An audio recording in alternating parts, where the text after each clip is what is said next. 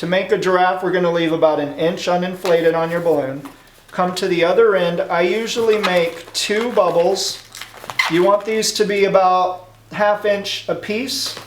Then I'm going to pinch the nozzle and hold on to that. Twist these bubbles together. You lock them together, but keep this nozzle, and I bring it over this 1.5 times. So you bring it back to the base, and then back up to the top and let go.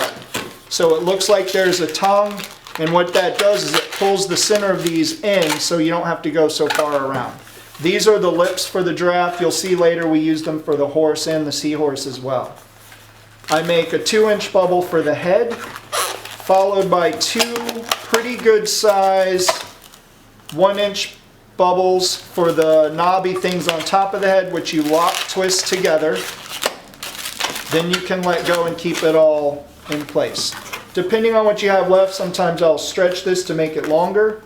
From this point to the end of the balloon, I usually go a little bit less than 1/4 of the way and twist the bubble for the neck. From this point to the end, I go about 1/4 of the way and twist that for the front leg. Fold this under and lock, twist this together so that you have a nice pair of front legs on your giraffe. Then I make a tiny body for your giraffe. And the back legs, ideally you want them the same length as the front legs. And then you're going to fold this over, and you should have a little bit for the tail. And there's your giraffe, but now you want it to be not so stiff. So what I do is grab behind the back legs and curl them forward. And I grab in front of the front legs and curl them forward.